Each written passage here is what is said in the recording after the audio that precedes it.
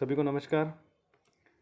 हमने पिछले वीडियो में चर्चा की थी कि क्या हमें स्ट्रेटजी अपनानी है आरएस मेंस की परीक्षा के लिए और क्या क्या हमें कंटेंट फॉलो करना है, लाइक बुक्स नोट्स जो भी हैं। और इसी दौरान आरपीएससी द्वारा ऑफिशियल आंसर की जारी की जा चुकी है प्रीलिम्स के लिए। तो कट ऑफ का लगभग 2-4 नंबर ऊपर या नीचे मार्जिन रहेगा, ज़्यादा अंतर नहीं आ पाएगा। चलिए हम आज की चर्चा शुरू करते हैं। काफ़ी मेरे पास सवाल आए थे कि किस प्रकार आंसर लिखा जाए मेंस के अंदर, कैसा आंसर लिखें कि हमारे को अच्छे नंबर मिल सकें। तो ये वीडियो हमने एक अच्छा आंसर किस प्रकार लिखा जाए उसी के ऊपर हमने बनाई है। चलिए हम देखते हैं कि क्या क्या चीज़ें हमें फॉलो करनी है एक अच्छा आंसर बनाने के लिए। देखिए, सबसे पहले हम चर्चा करें कि क्या क्या प्रकार के क्वेश्चंस आते हैं आरएस मेंस में। 2 नंबर वाले सवाल होते हैं, उनकी सब सीमा हमेशा लिखी होती है 15 शब्द, और 5 नंबर वालों की 50 शब्द और 10 की 100 शब्द। तो ज़्यादा बड़े प्रश्न या ज़्यादा स्पेस हमारे पास अवेलेबल नहीं होता है कि हम कुछ आंसर्स हम डिटेल में लिखना चाहें, ऐसा कुछ नहीं है। हमें शब्द सीमा का भी ज़्यादा इसको लेकर हवा नहीं बनाना है। 15 शब्द लिखते हैं, लेकिन आपके पास अगर कंटेंट है लिखने के लिए और आपके पास स्पेस है लिखने के लिए एडिकेट, तो आप उसके अंदर अपना कंटेंट डालने की कोशिश कीजिए। साफ़ सुथरा लिखें, अच्छी अपनी हैंडराइटिंग रखें।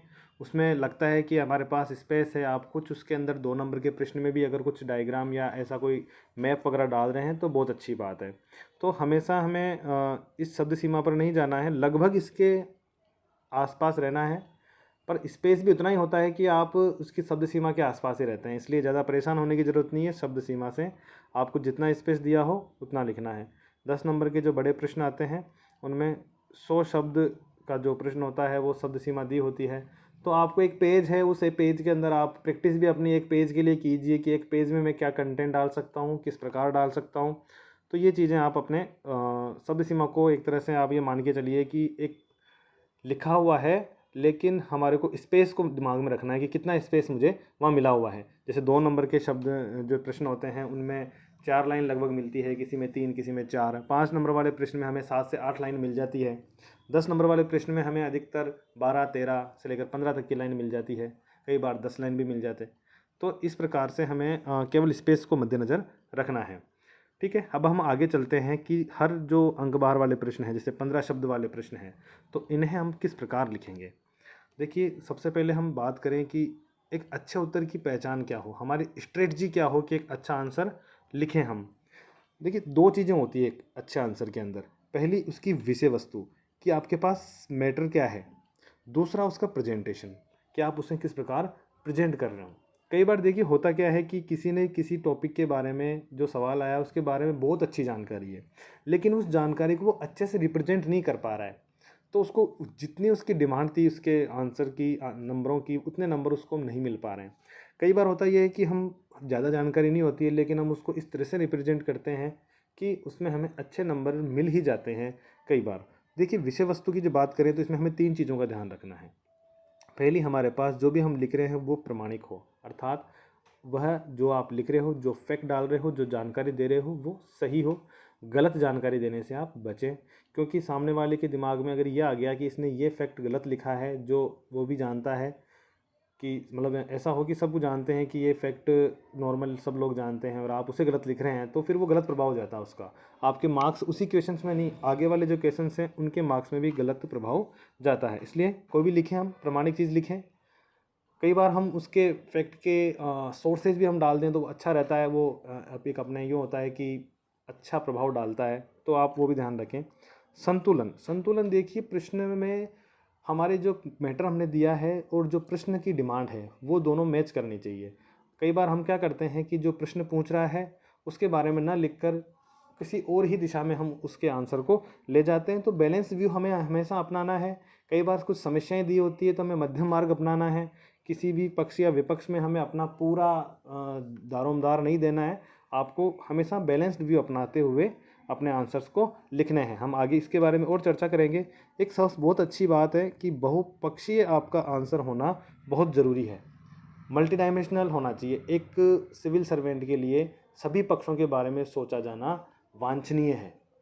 आप ये मान के चलिए कि कोई भी आपको वो इशू देता है या कोई भी स्टेटमेंट देता है, उस पर आपसे 10 नंबर का या 5 नंबर का प्रश्न पूछता है, तो उसमें आपसे ये जानने की कोशिश करता है कि आप इस मुद्दे के किन किन पक्षों के बारे में कितनी जानकारी रखते हैं और आपके विचार में कौन सा पक्ष इसमें मजबूत है और कौन से पक्ष को सुधार किया जा सकता है। बहुत ही आवश्यक है आपका उत्तर।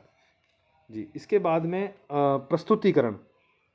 ये तो बात हुई हमारे विषय वस्तु की। अब बात कर रहे हैं हम प्रस्तुतिकरण की। देखिए, प्रस्तुतिकरण सबसे बढ़िया प्रस्तुतिकरण का तरीका है कि आप भाषा और शैली का अच्छी भाषा का प्रयोग करें। बहुत ज़्यादा क्लिष्ट भाषा या इस तरह का प्रयोग नहीं करना है। आप जो लिखें वो बिल्कुल सटीक लिखें, फ्लो में आप उसे रखें। फ्लो की भी बात आती है, फ्लो में रखें। कहने का मतलब ये है कि आप से 10 नंबर का सवाल है, आपने शुरू में उसके सारे फैक्ट्स डाल दिए, उसके बाद में आपके उसका कंक्लूजन डाल दिया और फिर आप उसके बारे में लिख रहे हो, फिर थोड़ा सा कंक्लूजन डाल दें। ऐसा ना करें। आप कई बार सकारात्मक पक्ष लिख रहे हैं, फिर उसका नकारात्मक पे आ गए, फिर सकारात्मक बता रहे हैं, फिर नकारात्मक आ गए, तो इस तरह से ना करें। तो प्रवाह एक बना रहना चाहिए, एक सिस्टमेटिक फ्लो आंसर के अंदर आपका दिखाई देना चाहिए। चित्र और मैप, सबसे महत्वपूर्ण जो आपका प्रस्तुतिकरण का तरीका है वो है आपका डायग्राम और आपके फ्लो चार्ट्स हैं। मैप है, ज्योग्राफी के अंदर मैप वेरी इंपॉर्टेंट है। आपके हर आंसर के अंदर जो मैप हैं वो आप डाल सकते हो, चाहे 2 नंबर का प्रश्न हो, चाहे 5 नंबर का प्रश्न हो, चाहे 10 नंबर का प्रश्न हो। यकीन मानिए, आपको जो भी आप मैप बना रहे हो ज्योग्राफी के पेपर में, कहीं आप कोई चार्ट टाइप का दे रहे हो किसी क्वेश्चन में जहाँ संभव हो, तो मतलब ये मान के चलिए कि आपको वहाँ पर प्लस पॉइंट्स, प्लस मार्क्स आपको मिलेंगे ही मिलेंगे। इसलिए तो ये एक पूरी हमने देखा कि एक अच्छे आंसर के अंदर क्या क्या चीज़ें होनी चाहिए। आगे चलते हैं हम। जो मैं बात कर रहा था कि 15 शब्द वाले जो प्रश्न हैं उनके अंदर हमें क्या क्या चीज़ें रखनी है। देखिए, सबसे पहला बिंदु आपका सटीकता, मतलब जो पूछा है सीधे उसके संबंध में आ जाइए। किसी प्रकार की कोई भूमिका या उसके बारे में एक प्रस्तावना बनाने की आपको आवश्यकता कतई नहीं है। आप सीधे सटीक उत्तर लिखिए। कम शब्दों में अधिक विषय वस्तु देने का प्रयास करें, ये बहुत इंपॉर्टेंट चीज़ है। हम कई बार आंसर लिखते हैं तो सेंटेंसेस पूरे पूरे बनाने लग जाते हैं। हम जो मतलब पूरे आंसर के अंदर 2 या 4 फैक्ट दे पाते हैं और 4 लाइन भर देते हैं। कोशिश कीजिए कि आप उन 4 फैक्ट को एक ही लाइन में डाल दें, तो इस प्रकार आप एक से ज़्यादा फैक्ट दे पाएंगे। अधिक से अधिक जितने फैक्ट देंगे आप, उतने अच्छे नंबर आएंगे आपके, क्योंकि 15 शब्द वाले प्रश्नों के अंदर फैक्ट की वैल्यू है। ठीक है, जितनी जगह हो उतना मैटर दे सकते हैं। ऐसा नहीं है कि 15 शब्द हो गए तो आपने आंसर लिखना बंद कर दिया। 3 लाइन है, आप 3 लाइन में आराम से खुला खुला सा आप मैटर दीजिए उसके अंदर। अनावश्यक घुमाने वाली बातें ना करें। मतलब 2 नंबर का प्रश्न है, 2 लाइन आपके पास, 2 या 3 लाइन आपके पास है, और उसमें हम यूँ अगर घुमाते रहेंगे तो उसका प्रभाव वहाँ तो ठीक है, आपका 2 नंबर में से हो सकता है आधा नंबर काट ले, लेकिन वो प्रभाव एक थिंकिंग आपके प्रति डेवलप हो जाएगी आगे के आंसर्स के लिए। जहाँ बड़े प्रश्न है वो पूरा अगर नहीं भी पढ़ रहा है तो ऐसा हो जाता है कि यार इसने वहाँ पर भी जब 2 नंबर वाले क्वेश्चन में अगर फालतू की बातें घुमाई है तो 10 नंबर वाले प्रश्न में भी इसने ऐसा ही किया होगा। तो ऐसा बिल्कुल नहीं करना है अपने को। दूसरा, भूगोल जैसा विषय है, Rajasthan geography, world geography, Indian geography, paper 2 के पार्ट में आप 2 नंबर के क्वेश्चन के अंदर भी कोई भी चित्र या मैप, आप मैप के अंदर लोकेशन दिखा दीजिए। जैसे आपसे पूछा जाए कि अरावली पर्वतमाला के बारे में, तो आप राजस्थान का मैप बना के आपने एक बीच में से एक लाइन खींच के एक एरिया आपने डेवलप उसमें मार्क कर दिया कि ये अरावली है। बनास आपसे पूछी तो आपने एक अरावली बनाकर वहाँ से एक लाइन ड्रॉ करके आपने दिखा दिया कि ये बनास है। तो इस तरह के मैप्स ज़्यादा समय भी नहीं लगेगा। आप प्रैक्टिस कर लीजिए राजस्थान का और इंडिया का मैप बनाने की, तो मुश्किल से आपको 1 या 2 सेकंड लगेंगे मैप बनाने के अंदर। तो ये बिल्कुल भी टाइम कंज्यूमिंग नहीं है, अचीव कर सकते हैं। मतलब जहाँ आपको 1.5 नंबर मिल रहा है आंसर में, तो आपको 2 नंबर वो देने से नहीं चुकेगा। 1 दे रहा है तो 1.5 नंबर देने से आपको नहीं चुकेगा। जितना पूछा हो उससे संबंधित विवरण कम हो आपके पास, या एक शब्द में कई बार आंसर होता है कि भारत की साक्षरता दर, आपसे इतना पूछा तो आप लिखोगे केवल कि 74.04%। अब ठीक है, आपने जितना पूछा उतना दे तो दिया, लेकिन आपके पास स्पेस है, आप उसे एक आध जानकारी अगर और दे देंगे तो वो उसको आप एक तरह से खुश कर रहे हो कि सामने वाले को, हाँ यार मुझे इतना सा और पता है इसके बारे में। तो आप क्या लिखोगे कि साहब पुरुष साक्षरता दर इतनी है, महिला साक्षरता दर इतनी है। इतना सा डाटा और दे देंगे तो आपको वो एक मतलब अच्छे उसमें नंबर तो उतने दे पाएगा, 2 से ज़्यादा तो नहीं देगा, लेकिन उसके दिमाग में एक थिंकिंग आपके प्रति अच्छी डेवलप हो जाएगी जो आगे काम आएगी। पूरे वाक्य बनाना जरूरी नहीं है, इसमें है, था, तथा ऐसा कुछ करने की ज़रूरत नहीं है। कुछ एग्जांपल्स मैं आगे लूँगा, मेरे टेस्ट जो कॉपीज़ थी पुरानी उनसे कि किस प्रकार हम 15 शब्द वाले जो प्रश्न हैं उनको लिखते हैं। जैसे क्वेश्चन देखिए कि भारत में पुरुष स्त्री साक्षरता दर। अब इसने पुरुष और स्त्री साक्षरता दर पूछी है, तो हम कुल साक्षरता दर की बात की हमने पहले, उसके बाद एक फ्लो चार्ट टाइप का बनाया, पुरुष साक्षरता दर कर दी हमने, महिला साक्षरता दर कर दी, और इसके मैक्सिमम और मिनिमम जो राज्य हैं उनके बारे में हमने डिटेल दे दी। तो यहाँ पर उसके पास नंबर काटने के बजाय और नंबर देने की इच्छा होगी, तो ऐसा आप करेंगे तो बहुत अच्छी बात है। और आपने बताया कि कब के हिसाब से बता रहे हैं, तो 2011 की जनगणना के अनुसार। वैसे एक प्रश्न है नीमू चना किसान आंदोलन, राजस्थान हिस्ट्री का क्वेश्चन है, तो आप इनके अंदर डिटेल देने की कोशिश कीजिए। इसमें चाहे तो आप छोटा सा मैप बना दें कि नीमू चना अलवर में है, आपने लिखा कि अलवर के राजा जय सिंह द्वारा, किस कारण से, कब, इस कारण से, कब, तो इसमें आपने डेट डाल दी, कौन किसके द्वारा चलाया गया। तो 8-10 फैक्ट आप इसके अंदर एक लैंग्वेज में डाल रहे हो, पूरा आपको बनाने की ज़रूरत नहीं है कि गांधी जी ने यंग इंडिया में से दोहरी डायरेक्ट आई और तथा इसमें इन्होंने ये कहा, तो और इसमें राजस्थान में जो तरुण राजस्थान है इसमें सचित्र वर्णन किया गया। तो आपने ये 4 से 5 फैक्ट आपने दे दिए, तो ये आपको अच्छे नंबर दिलाने में कोई कतई नहीं बरतेगा, आपको अच्छे नंबर मिलेंगे।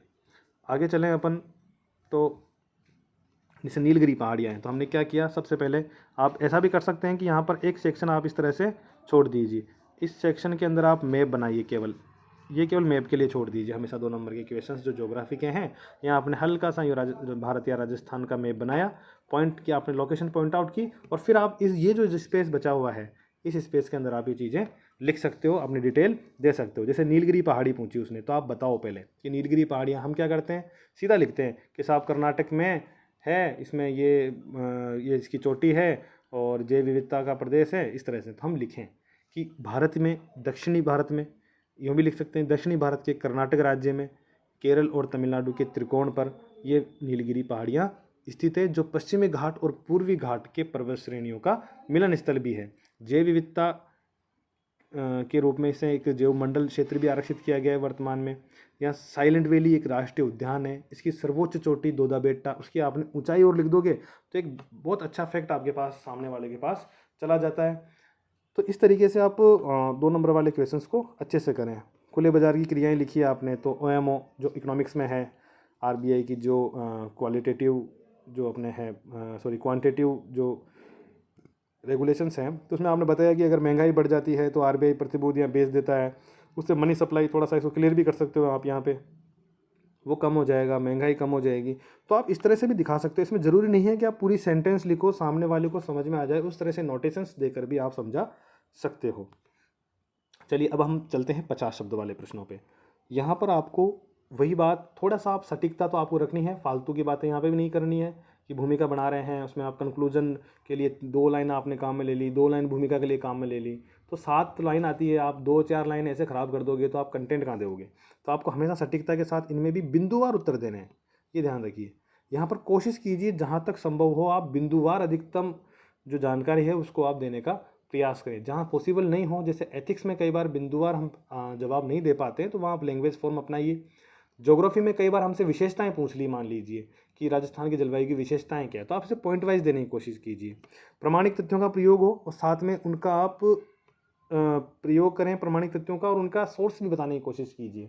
जैसे कि इकोनॉमिक सर्वे के जो राजस्थान की इकोनॉमिक रिव्यू है उसके अनुसार इतना इतना हमारे पास ये डाटा आपने डाल दिया कि अनुच्छेद, पॉलिटी के जो संविधान है उसके अनुच्छेद के अनुसार ये होता है, ठीक है ना। किसी लेखक ने कुछ कहा तो एथिक्स वगैरह के अंदर सुकरात ने ये कहा, अरस्तु के अनुसार ये है, गांधी जी के अनुसार ये है, तो आप लिख देते हैं तो वो काफ़ी हेल्पफुल होता है आपके सामने वाले को पढ़ने में, और उसको नंबर देने में ज़्यादा दिक्कत नहीं आती है। वो सोचता है कि यार इसने हाँ अच्छा लिखा है, ये जानता है, नंबर दे देने चाहिए। भूगोल में फिर वही बात, ये हर जगह आपको अपनाना है, यहाँ अनिवार्यता है आपको मैप बनाना ही बनाना है। मेरा तो कहना ये है कि आप भूगोल का कोई प्रश्न हो, मैप अगर पॉसिबल है तो बनाइए। उचित भाषा और शैली का प्रयोग यहाँ पर आपके सामने आने लग जाता है कि यहाँ पर आप, तो उचित भाषा और शैली का मतलब ये है कि आप अच्छे शब्दों का प्रयोग करें। लैंग्वेज की जो सेंटेंस आप बना रहे हो यहाँ पर, उनमें थोड़ी सी ये झलकनी चाहिए कि हाँ आप एक अच्छे स्टूडेंट हो, आपने अच्छे से उस सब्जेक्ट के बारे में पढ़ाई की है और आपका बिहेवियर आपके आंसर्स के अंदर झलक रहा है, मतलब आप अच्छे व्यवहारिक व्यक्ति हो। तो एक कम शब्दों में अधिक विषय वस्तु वाली बात मैंने की, जिसमें फ्लो चार्ट और आप सारणी का प्रयोग कर सकते हो। जैसे तुलनात्मक अंतर वाले प्रश्न हैं, वहाँ पर आप सारणी दे सकते हो। कहीं पर प्रोसीजर वाला कोई सवाल है, चरण आपसे पूछे हैं, प्रक्रिया पूछी है, कुछ सिस्टमेटिक जो वो है बना हुआ है, तो आप वहाँ पर कुछ फ्लो चार्ट्स के प्रयोग आप भी कर सकते हो। तो इससे आपको निश्चित तौर पर अच्छे नंबर मिलेंगे। कुछ एग्जांपल लेते हैं, जैसे हमीर देव चौहान के बारे में राजस्थान हिस्ट्री के पार्ट में पेपर फर्स्ट में आपको पूछा, तो हमीर देव चौहान लिखा केवल। अब आप इसके बारे में क्या जानकारी दोगे, उसने कुछ नहीं पूछा है, तो आपको इसके क्या बताने, फोकस आपको रखना है हमीर देव चौहान कहाँ के राजा थे और उनके क्या उनके जीवन काल के बारे में ज़्यादा चर्चा नहीं करनी है, उनकी उपलब्धियों के बारे में हमें ज़्यादा चर्चा करनी है।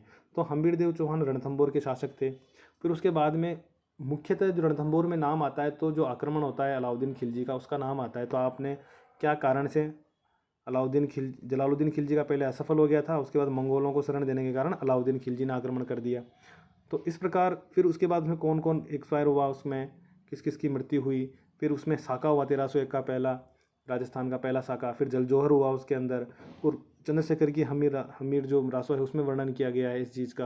और उसके बाद में इन्होंने 17 में से 16 युद्ध जीते, ठीक है। और एक अपने कोटेशन आपने इसमें डाल दिया कि सिंह गमन सतपुरुष वचन, कदली फले एक बार, तिरिया तेल हमीर छठ चढ़े न दूजी बार।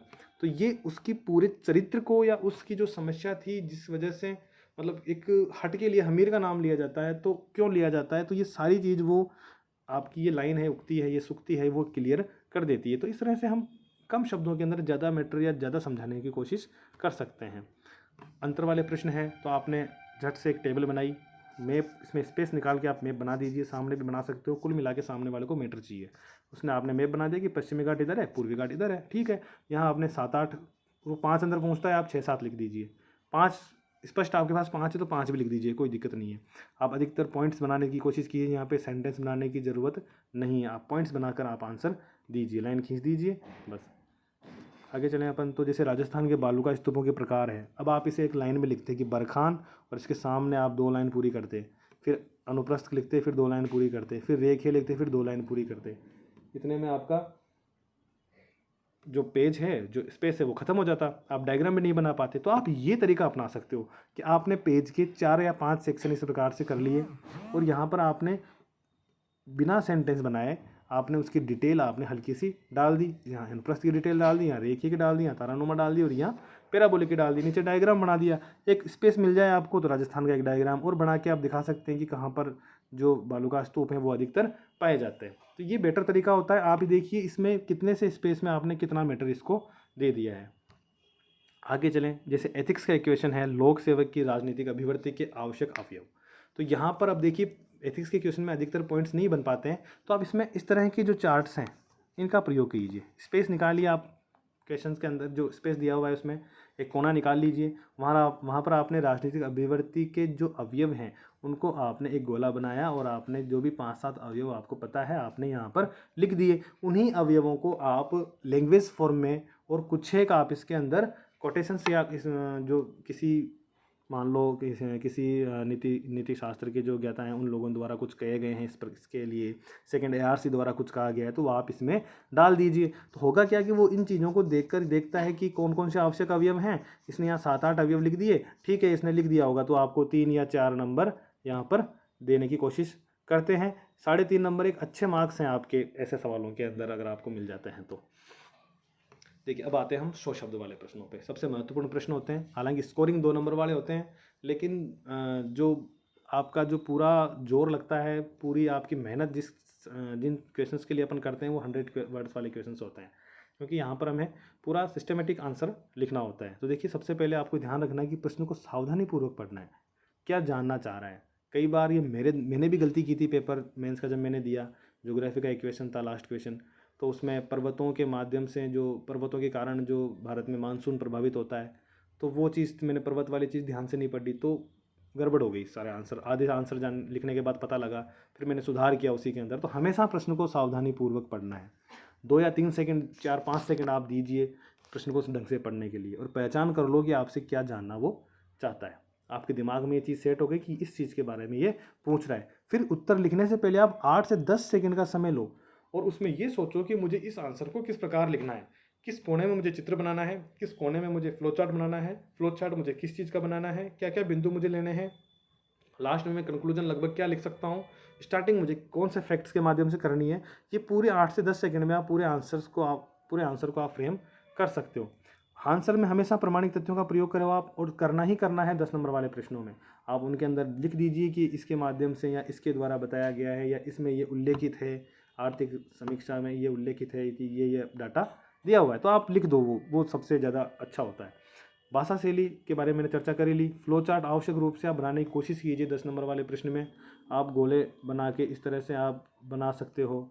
आपने एक ट्रायंगल ले लिया, यहाँ एक पॉइंट दे दिया, यहाँ एक पॉइंट दे दिया, यहाँ एक पॉइंट दे दिया, या आपने एक इस तरह से फ्लो चार्ट बना दिया।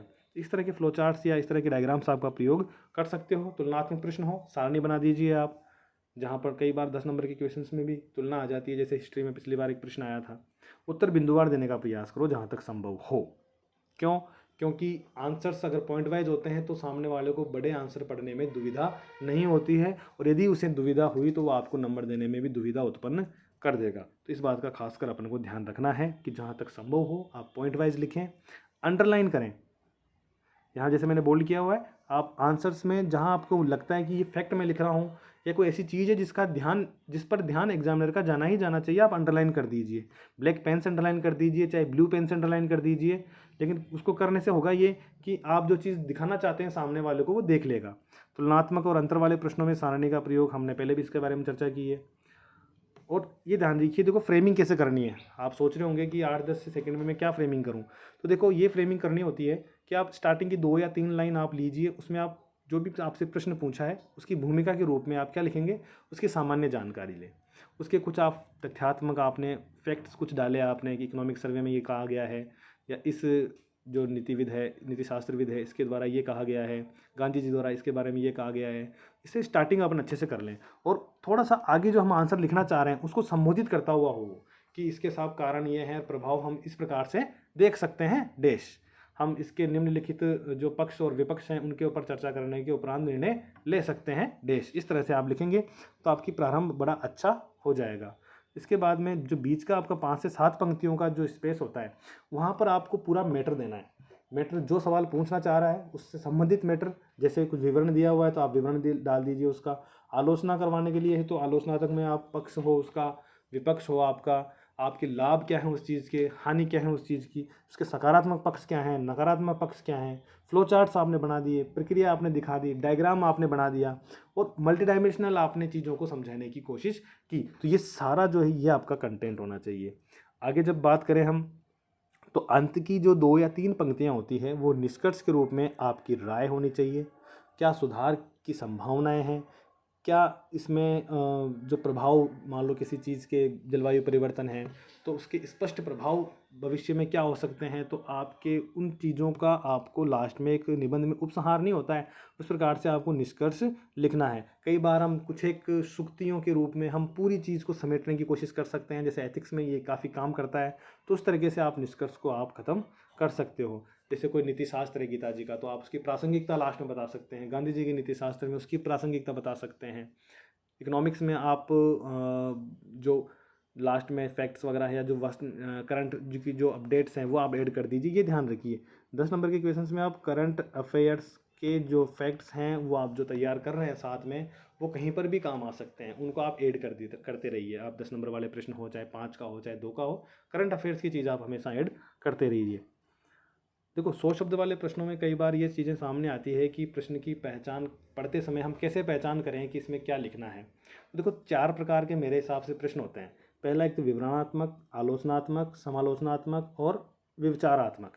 आलोचनात्मक और समालोचनात्मक लगभग एक जैसा ही है। पहले हम विवरणात्मक की बात करते हैं। तो विवरणात्मक में देखिए क्या है कि तो पूरा विवरण दिए जाने का प्रयास हो हमारा। विवरणात्मक का मतलब आपसे मैटर पूछ रहा है कि राजस्थान के एकीकरण के बारे में बताइए, का वर्णन कीजिए, इस तरह के शब्द होते हैं लास्ट में। वर्णन कीजिए, विस्तार से समझाइए, इस तरह के शब्द होते हैं लास्ट में। तो इसमें आप पूरा प्रश्न पढ़िए आराम से, उसका अच्छा सा आंसर लिखने की कोशिश कीजिए। हाँ, आप उसमें मल्टी डायमेंशनल जरूर जाएँ। आपसे कई बार इस तरह की कुछ चीज़ हो तो आप मल्टी डायमेंशनल उसको उत्तर को लिखने का प्रयास कीजिए।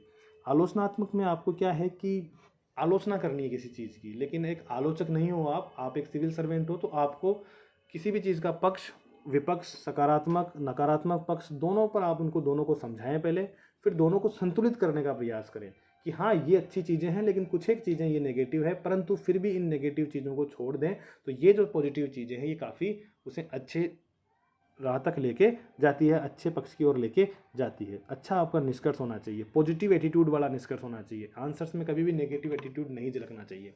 नेगेटिव एटीट्यूड का मतलब वो आपका एटीट्यूड है, इसलिए हमेशा पॉजिटिव एटीट्यूड होना चाहिए। अपनी राय लास्ट में आप निष्कर्ष में जोड़ सकते हैं। जब आप आलोचना करते हैं, आप आर्टिकल्स वगैरह पढ़ते हैं, अगर आर्टिकल कोई लिख रहा है उसकी राय आपकी राय भी हो सकती है, इसलिए ज़्यादा इसमें परेशान होने की ज़रूरत नहीं है। समालोचनात्मक में क्या होता है कि यहाँ पर आपको थोड़ा सकारात्मक पक्ष आप ज़्यादा बढ़ा दीजिए, है ना। मेरा जहाँ तक मानना है कि सकारात्मक पक्ष ज़्यादा बढ़ा दो। एंटी गवर्नमेंट कोई अगर इशू है तो आप उस पर ना जाएं, आप उसे एक संतुलित बैलेंस्ड व्यू देने की कोशिश कीजिए, मध्यम मार्ग आप अपनाएं और सुधार के प्रयास ज़रूर जोड़ें हमेशा। ये दोनों ही प्रश्नों की बात है कि आप लास्ट में सरकार द्वारा क्या प्रयास किए जा सकते हैं सुधार के, या क्या किए जा रहे हैं। या आपको करंट अफेयर्स भी काफ़ी हेल्प करेगा इसके अंदर। विचारात्मक प्रश्न, देखिए ये सबसे महत्वपूर्ण और सबसे कठिन प्रश्न हुआ करते हैं। विचारात्मक प्रश्न में क्या है कि इसमें आपसे पूछी जाती है कि इसके बारे में आपके क्या विचार हैं। जैसे द्वितीय विश्व युद्ध के समय मान लीजिए आपने प्रभाव दिए में हमारे, अब आंसर ये पूछ ले कि द्वितीय विश्व युद्ध के समय यदि आप राष्ट्रपति होते अमेरिका के तो आप क्या करते, या आपको क्या लगता है कि द्वितीय ये विश्व युद्ध हुए हैं तो इसमें लोगों पर क्या वास्तविक आपके अनुसार क्या प्रभाव वास्तविक में पड़े। तो इस तरह की जो चीज़ें हैं तो यहाँ पर आपको शुरुआत में ही आपका जवाब नहीं देना है, ये ध्यान रखिए। हम क्या करते हैं कि आप होते तो क्या करते, तो हाँ साहब मैं तो ये कर लेता, ऐसा नहीं करना है। आपको शुरू में अपनी राय नहीं बतानी है, आप शुरू में पूरा विवरण दें, पूरी डिटेल डालें, उसकी मैटर बताएं कि वास्तविकता में ये स्थिति है, कुछ तथ्य डालें और उन तथ्यों के आधार पर अपनी बात को साबित करने का प्रयास कीजिए कि आपने उस पर आंसर में हाँ क्यों की और ना क्यों की।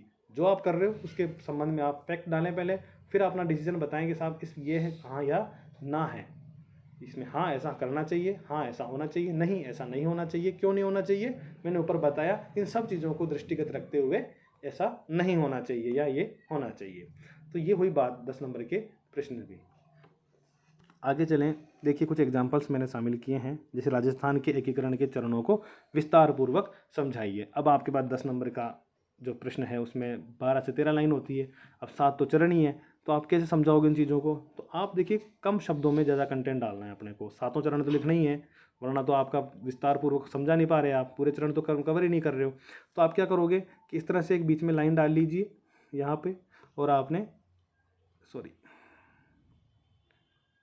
इस तरह से आपने एक लाइन डाल ली और उसके बाद में एक लाइन आपने इस तरह डाल ली, और इस तरफ आपने ये फर्स्ट चरण आ गया, ये सेकंड चरण आ गया, ये तीसरा चरण आ गया और ये चौथा चरण आ गया, ये पांचवा आ गया और ये छठा आ गया। इस तरह से नीचे ये आपका सातवां आ गया। तो आपने क्या डाला इसमें, अब मोटी मोटी बातें क्या है, आप जैसे प्रथम चरण है तो कब हुआ, कौन कौन सी रियासतें मिली और क्या मुख्य कोई बात वहाँ पर थी, उसे क्या नाम दिया गया, ये मोटी मोटी बातें आपने डाल दी।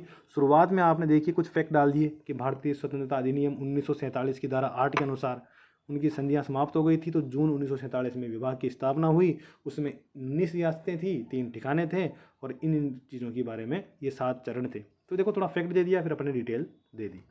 नेक्स्ट क्वेश्चन पे चले हम। जैसे मूलभूत ढांचे की अवधारणा पॉलिटी में है अपने, मूलभूत ढांचा मूल अधिकार के बाद हम पढ़ते हैं। तो यहाँ पर आपने जो प्रोसीजर हुआ, सारी प्रोसेस चली, एक जो भी यहाँ पर सुनवा जो वर्डिक्ट आए कोर्ट के, वो सारे अपन ने एक कोने में फ्लो चार्ट डालकर अपन ने एक फ्लो चार्ट टाइप का एक प्रोसेस चार्ट अपन ने बना दिया।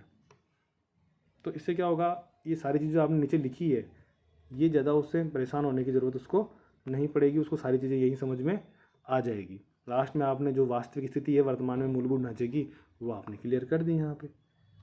आगे चले, देखिए ये सवाल है, गांधी जी के नीति शास्त्र का वर्णन कीजिए। अब गांधी जी के नीति शास्त्र में हम मोटी मोटी 10 या 15 चीज़ें लिख सकते हैं, लेकिन अगर हम लाइन वाइज लिखेंगे ऐसे इस तरह से चलते रहेंगे तो हम मुश्किल से 7 या 8 बातें ही लिख पाएंगे।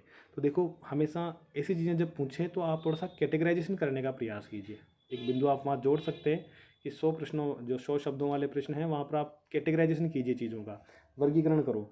जैसे मैंने गांधी जी के नीति शास्त्र को, नैतिक मूल्यों को तीन जो कैटेगरी है उनमें बांट लिया। एक उनके व्यक्तिगत मूल्य, सामाजिक के तौर पे मूल्य और एक राजनीतिक तौर पर मूल्य। अब 7-8 मूल्य यहाँ आ गए, 6 मूल्य यहाँ आ गए और 6 मूल्य यहाँ आ गए। लगभग मैंने 19-20 मूल्यों के बारे में ऊपर ही यहीं पर चर्चा करके उसे ख़त्म कर दिया। नीचे मैंने उनके कुछ बातें उनके द्वारा जो कही गई, कुछ अच्छी चीज़ें उनके द्वारा जो बताई गई, वो मैंने डिटेल डाल दी। लास्ट में मैंने थोड़ी प्रासंगिकता के बारे में उनकी चर्चा कर ली, जो एक अच्छा कंक्लूजन हो सकता है आपका, कि जैसे वर्ण व्यवस्था और जो राम राज्य की अवधारणा थी गांधी जी द्वारा दी गई, वो वर्तमान में प्रासंगिक नहीं है, लेकिन फिर भी इतनी अच्छी चीज़ें जो ऊपर बताई गई है इनके द्वारा, वो भी फॉलो कर लें तो एक अच्छा एक राष्ट्र का जो उत्थान है उसके हम नवोदित उत्थान के लिए हम उन चीज़ों को फॉलो करें तो वही बहुत है। उनका व्यवहारिक मात्र उपयोग ही हमारे लिए बहुत है। आगे चलें, जैसे ये प्रकार के क्वेश्चन हैं। भारत के राष्ट्रपति द्वारा अध्यादेश जारी करने पर अधिकार हैं, उसके दुरुपयोग रोकने के लिए किए गए प्रावधानों पर टिप्पणी कीजिए। अब आपसे टिप्पणी मांग रहा है तो आप इसमें बताएं कि राष्ट्रपति द्वारा अध्यादेश जारी करने के क्या क्या तो अधिकार है, कब वो जारी कर सकता है, कब वो जारी नहीं कर सकता, और इन प्रावधानों पर टिप्पणी मतलब वास्तव में हो क्या रहा है।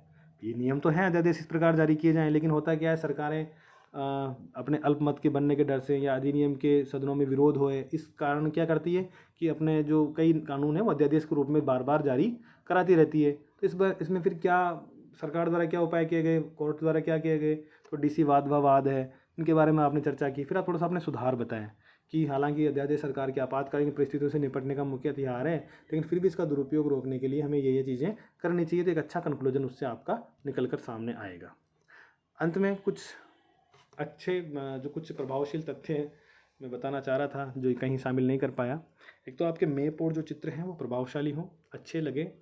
राजस्थान का चित्र बनाते समय मैप बनाएं और लगे सामने वालों की भारत का है, ये ना हो। राजस्थान का बनाए तो राजस्थान का ही लगे, भारत का बनाए तो भारत का ही लगे। दूसरा, भाषा और शैली को प्रभावी बनाने के लिए आप शुद्ध वर्तनी लिखें। एक तो वर्तनी आपके शुद्ध ना हो ज़्यादा। दूसरा, आप अच्छी शब्दावली तैयार करें, भाषा की अच्छी शब्दावली का प्रयोग करें। जैसे कुछ शब्द हिंदी के आप लिख लें अपनी बुक से लेकर 15-20 शब्द, और उनका ज़बरदस्ती आप प्रयोग करें 10 नंबर के सवाल, 5 नंबर के सवालों के अंदर। उससे आपकी जो क्वालिटी ऑफ लैंग्वेज है वो निकल कर सामने आएगी।